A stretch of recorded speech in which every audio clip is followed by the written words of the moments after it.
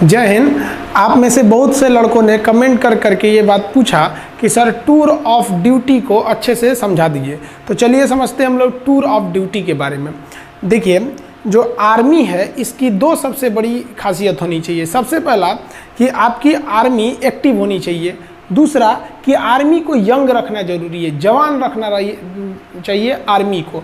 इसलिए आर्मी के जवानों को बहुत ही जल्दी रिटायर कर दिया जाता है और रिटायर के बाद उन्हें पेंशन भी दिए जाते हैं। पेंशन के बोझ को कम करने के लिए टूर ऑफ ड्यूटी को लाया गया। तो समझते हैं हम लोग टूर ऑफ ड्यूटी के बारे में डिटेल से। आप अगर ध्यान से समझेंगे तो आर्मी में जाने के कई रास्ते हैं। इंडिया में अगर देखिएगा तो ये 3 रास्ते हैं। अभी इंडिया में एक दौर है परमानेंट कमीशन। परमानेंट कमीशन उसे कहा जाता है जिसमें आपको पूरी ज़िंदगी आर्मी के साथ पूरी लाइफ गुजारनी होती है। लाइफ कहने का मतलब ये नहीं है कि आपको पूरी ज़िंदगी आर्मी में नहीं रहना है। अगर आप जवान हैं तो आपकी उम्र 38 से 40 साल होगी तो आपको रिटायर कर दिया जाएगा। ऑफिसर हैं तो 54-55 पे रिटायर कर दिया जाता है। कर्नल से ऊपर रैंक के हैं तो 60 साल पे रिटायर किया जाता है। तो ऑन एन एवरेज ये परमानेंट में आते हैं। इसके अलावा एक शॉर्ट सर्विस कमीशन होता है। इसमें आपको 10 से 15 साल ड्यूटी करनी होती है। जब तक ड्यूटी करिएगा तब तक आपको सैलरी वगैरह सब कुछ मिलते रहेंगे। 15 साल बाद रिटायर कर दिया जाता है। अब रिटायरमेंट के बाद इन लोगों को पेंशन भी दिया जाता है। अब आर्मी जो नया प्लान कर रही है वो टूर ऑफ ड्यूटी ये 3 साल के लिए होगा। अभी इस पर कोई ऑफिशियल बात नहीं हुई है कि इसका स्ट्रक्चर कैसा रहेगा, लेकिन हमारे जो CDS हैं, chief of defence staff Bipin Rawat, उन्होंने इस ओर इशारा किया था कि टूर ऑफ ड्यूटी का प्लान चल रहा है। तो ये 3 साल के लिए आर्मी में आना होगा। अभी हम इस पर डिटेल से चर्चा करेंगे। अब हमारे देश में कुछ और भी समझिए। हमारे देश में कुछ टेरिटोरियल आर्मी है। टेरिटोरियल आर्मी उसे बोला जाता है जिन्हें हम ट्रेनिंग देते हैं और ट्रेनिंग देने के बाद उन्हें छोड़ देते हैं, भैया आपको जो काम करना है करिए। और जब युद्ध होगा ना तो हम उन्हें बैकअप के लिए बुला लेते हैं। ऐसे टेरिटोरियल आर्मी ये होते हैं। ये इसलिए किया जाता है ताकि लोगों का सेना से जुड़ाव बना रहे। हमारे महेंद्र सिंह धोनी भी टेरिटोरियल आर्मी में लेफ्टिनेंट कर्नल के रैंक पर गए थे। आप अगर देखेंगे महेंद्र सिंह धोनी को तो वो भी टेरिटोरियल आर्मी में अपनी सेवा दिए हुए हैं। इनका रैंक देखेंगे तो ये लेफ्टिनेंट कर्नल के रैंक पे ये गए थे महेंद्र सिंह धोनी। तो ये टेरिटोरियल आर्मी में है। तो ये तो पहले से चल रहा है टेरिटोरियल आर्मी हमारा। तो अब यहाँ देखिए, तो आर्मी पहले से टेरिटोरियल कर रही है। दूसरा, इनवर्स इंडक्शन करना चाह रही है आर्मी। इनवर्स इंडक्शन के तहत क्या करना चाह रही है कि जो CRPF या फिर पैरामिलिट्री में है, जो ड्यूटी कर रहे हैं, मान लीजिए कोई BSF में है, कोई CRPF में है, कोई PSC में है, कोई बिहार मिलिट्री पुलिस BMP में है, इस तरह से है, या पुलिस के जवान हैं, तो उनमें से आर्मी का क्या कहना है कि भैया जो उनमें से तेज तर्रार जवान है ना, उनको हम क्या करते हैं, सेना में लेते आते हैं। कहते हैं कि भैया एक काम करो, तुम चलो 5 साल के लिए तुम सेना में चलो। 5 साल तुमको सेना में ड्यूटी कराते हैं। ऐसा नहीं कि डायरेक्ट ले आ देंगे, उन्हें भी ट्रेनिंग दिया जाएगा, पूरा फौजी बनाया जाएगा और फिर सेना में लाएंगे।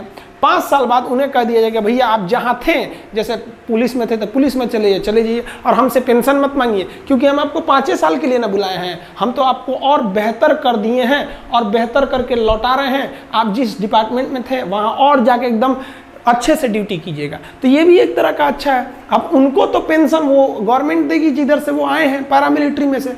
आर्मी ने अपने सेना में 5 साल ड्यूटी भी करा लिया और वापस भी कर दिया, आर्मी का पेंशन भी बच गया। तो वो इन्वर्स इंडक्शन पे भी विचार कर रही है। इसी के तहत NCC को भी बैकअप में तैयार करके रखा जाता है कि अगर बहुत ज़्यादा हम लोग कैजुअलिटी हो गई लड़ाई के समय, तो एक बैकअप के लिए हम NCC को भी रख सकते हैं।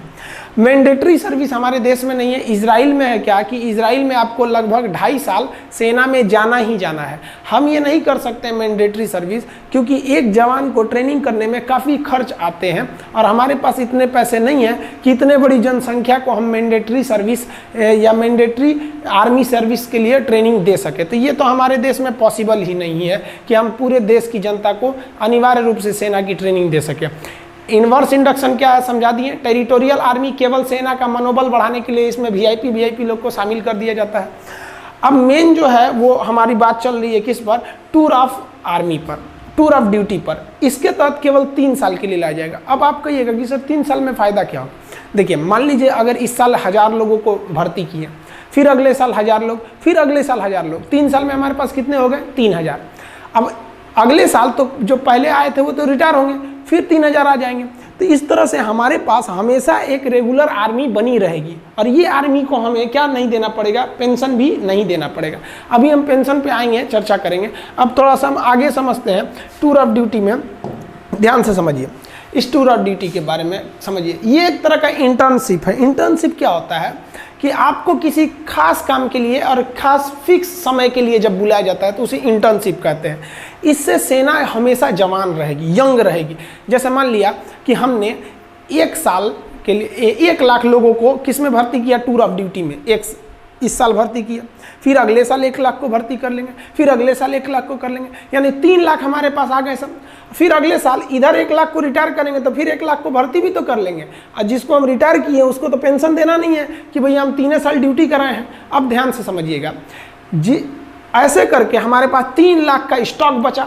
और ये 3 लाख की जो आर्मी है एकदम यंग है। 18 साल के लड़कों को भर्ती करेंगे, 18, 19, 20, 21। तो ये 3 साल का, 18 से 21 साल का, 18 से 21 साल के लड़कों को शादियों ब्याह नहीं हुआ रहता है, एकदम यंग गर्म खून रहता है। अब बॉर्डर के फ्रंट लाइन पे खड़ा करेंगे ना, देशभक्ति राष्ट्रवाद तो कूट कूट के भरा है, समझ में। अब जैसे कोई परिवार वाला आदमी है, सेना हमारी हर उम्र के जवान बहादुरी से लड़ते हैं, लेकिन जो 40-50 साल एज हो गया उन पे जिम्मेदारियां हैं, उनके बाल बच्चे हैं, वो भी इंसान हैं, वो भी हमारे लिए लड़ते हैं।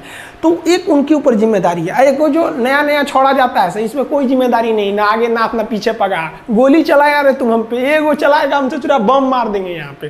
तो ये आर्मी को यंग रख सकते हैं। इससे आर्मी को डबल फायदा कि आर्मी हमेशा यंग रह गई और जो रिटायर हुए उन्हें सैलरी भी नहीं देना है, और आर्मी कम भी तो नहीं होगी ना भैया। हर साल हम 1-1 को रखे रहेंगे, हमेशा हमारे पास 3 लाख की एक टूर ऑफ आर्मी की, टूर ऑफ ड्यूटी की फौज बड़ी रहेगी। समझ में आया कि नहीं आया?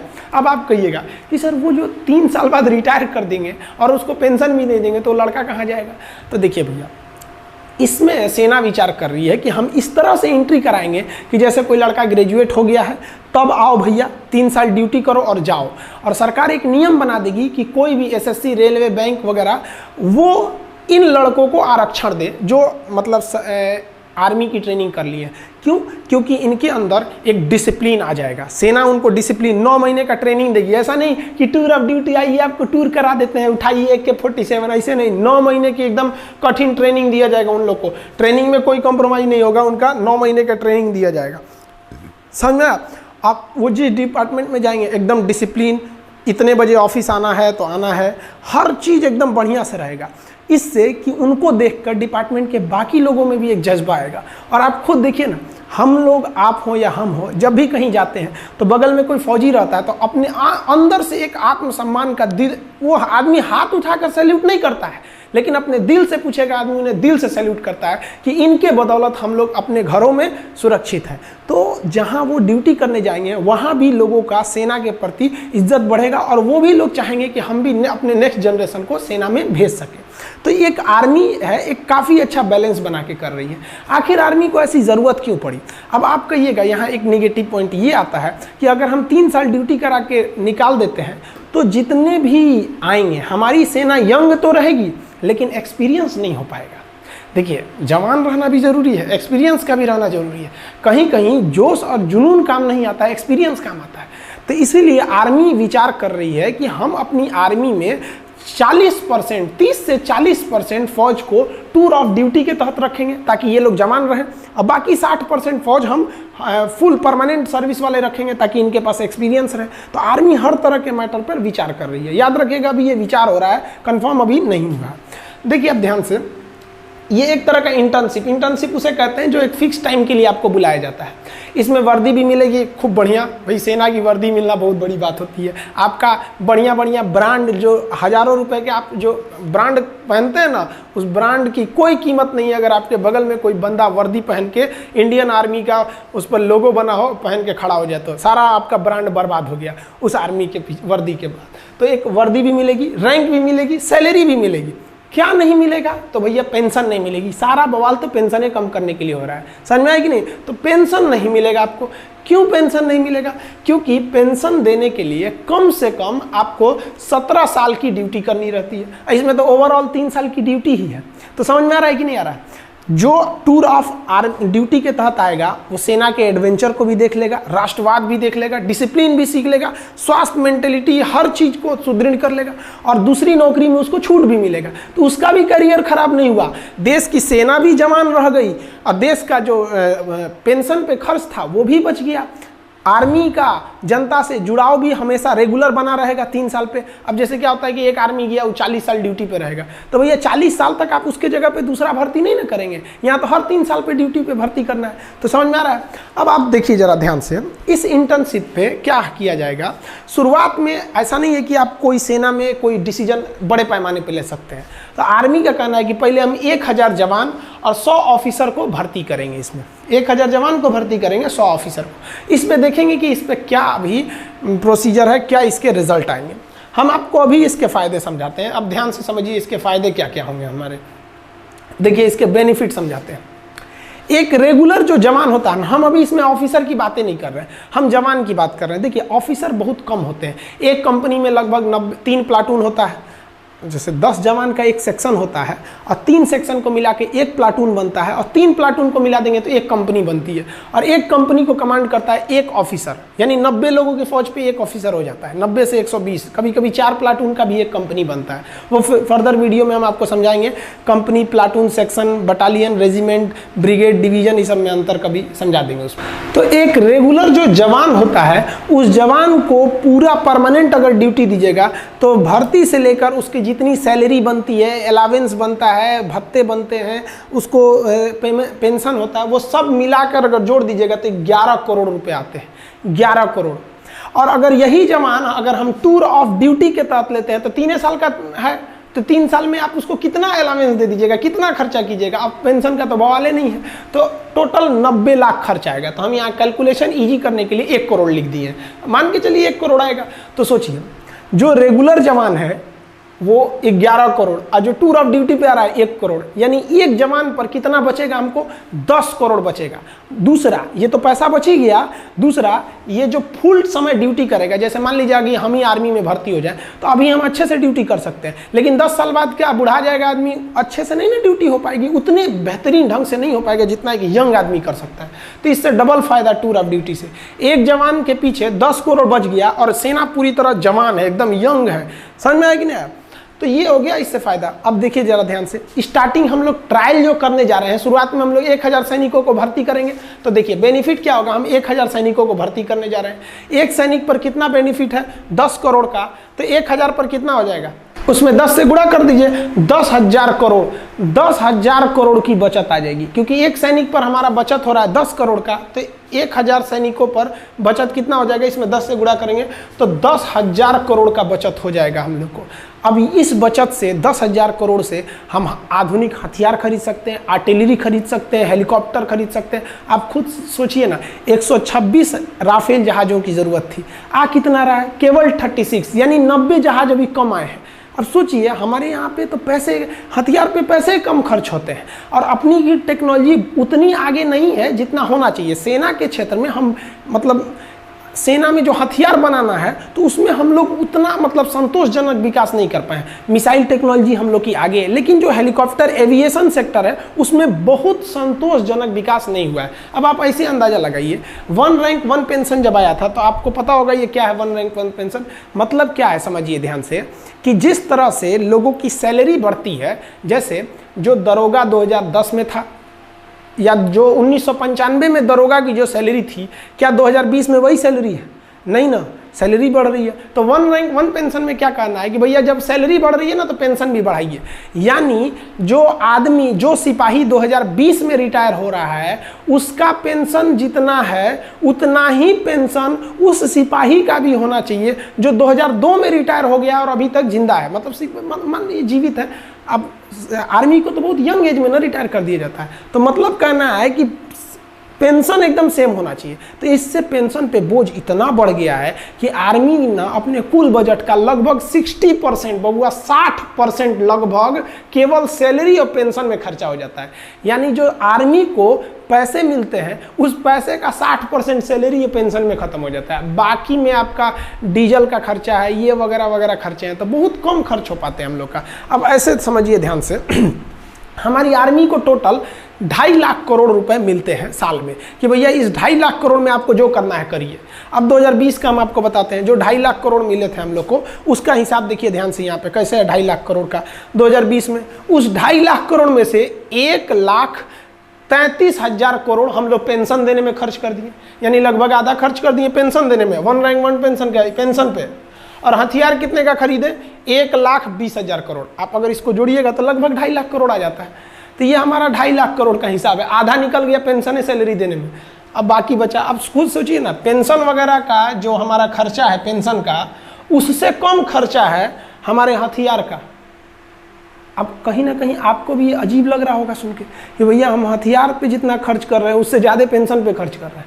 तो ये टूर ऑफ ड्यूटी है, इसके पीछे भले ये तर्क दिया जा रहा है कि आर्मी जवान रहेगी, सेना जवान रहेगी, ये तर्क दिया जा रहा है कि युवाओं में जो राष्ट्रवाद है, जो देश प्रेम है, उसका सही उपयोग होगा, लेकिन इसके पीछे जो मेन रीजन है वो आपको दिख गया कि आर्मी अपने पेंशन को बचाकर उस पैसे को मॉडर्नाइजेशन की ओर लगा सकती है, क्योंकि हमारे जो बगल में चाइना है ये बहुत ही ज़्यादा अपने आर्मी पे पैसे खर्च कर रहा है। तो ये समझ में आ गया आप लोग को। अब आपके मन में एक सवाल आएगा कि ये जो सैनिक होंगे टूर ऑफ ड्यूटी पे, ये कैसे आएंगे? टूर पे जैसे घूमने जाते हैं? नहीं, इनका भी वैसे ही बहाली होगी, वैसे ही भर्ती होगी जैसे एक रेगुलर आर्मी का होता है, वैसे ही ट्रेनिंग होगी जैसे एक रेगुलर आर्मी का। यानी अगर कोई जवान खड़ा है तो आप देख के नहीं कह सकते हैं कि टूर ऑफ ड्यूटी का है कि ये परमानेंट है, फिर आप उसके आई कार्ड को देखना पड़ेगा, उसका सर्विस रिकॉर्ड देखना पड़ेगा कि कौन सा ये जवान है, तब पता करेंगे। ट्रेनिंग भी एक ही जगह पर होगी, सैलरी भी एक मिलेगा, हर चीज़ एक रहेगी, फ़र्क बस ये रहेगा कि भैया आपको 3 साल पर रिटायर कर दिया जाएगा बस, अब और पेंशन नहीं दिया जाएगा। भर्ती सेम होती है, आप आर्मी की भर्ती देखे होंगे, हमारे देश के जितने युवा जवान होते हैं वो दौड़ लगाते हैं, वो लोग 4 मिनट में 1600 मीटर दौड़ लगा के वो दौड़ लगाते हैं। फिर जो प्रोसीजर होती है उनका, वो उस प्रोसीजर के बाद वो लोग सेलेक्ट होते हैं, और सेलेक्ट होने के बाद तब वो कहाँ जाते हैं? आर्मी में जाते हैं। सबका पैरामीटर सेम रहेगा आर्मी में अगर वो चले जाते हैं तो। आप नहीं कह सकते हैं कि इनमें से कौन सा जवान टूर ऑफ ड्यूटी का है और कौन सा जवान हमारा मतलब परमानेंट है। तो सब का सब क्या रहेगा? एकदम सेम रहेगा। आप समझ में आ गया आप लोग को कि ये टूर ऑफ ड्यूटी मेनली किसके लिए किया जा रहा है कि भैया हम अपने पेंशन पे हो रहे खर्च को कंट्रोल कर सके और अपनी सेना को मॉडर्न टेक्नोलॉजी दे सके। जैसे हमारे सैनिकों का बैलिस्टिक हेलमेट नहीं रहता है, इंफ्रारेड रिकॉग्नाइजर नहीं रहता है, अभी भी हम लोग इंसास राइफल लेके चल रहे हैं लोग। तो ये सब चीज़ें, आर्मी की जो बूट होती है वो काफ़ी हैवी होती है, वजन में बहुत भारी होता है। अभी कई ऐसे बूट आ गए हैं आर्मी के पास, जैसे अमेरिकन सोल्जर का दिखेगा तो बूट बहुत मजबूत रहता है जूता, और भारी नहीं रहता है। हमारे सैनिकों का बूट मजबूत है लेकिन भारी है। तो भैया उसके लिए क्या चाहिए? पैसे चाहिए। तो हम लोग का आधा पैसा तो सैलरी पेंशन पे ख़त्म कर दे रहे हैं। तो आई होप आप समझ गए होंगे टूर ऑफ आर्मी का। बाकी आर्मी में हथियार वगैरह कौन से होते हैं, कैसे आप देख सकते हैं, देख के कैसे पहचान जाएंगे कि AK-47 है कि SLR है कि 303 है कि इंसास है, पिस्टल, माउजर, इस सब में क्या क्या डिफरेंस होता है, इस सब के बारे में हम आपको वीडियो बना देंगे। बहुत से लड़के कर रहे हैं प्लेलिस्ट बनाने के लिए, तो उसको भी बना देंगे, और प्लेलिस्ट में हम आपको डिफेंस में आपको हर एक चीज़ हथियार वगैरह के बारे में भी समझा देंगे, ताकि युवाओं के प्रति एक जिज्ञासा रहती है कि हमारी आर्मी क्या कर रही है। आई होप आप समझ गए होंगे। समझ में आया? एक सैल्यूट हमारे भारत के वीर जवानों के लिए। जय हिंद।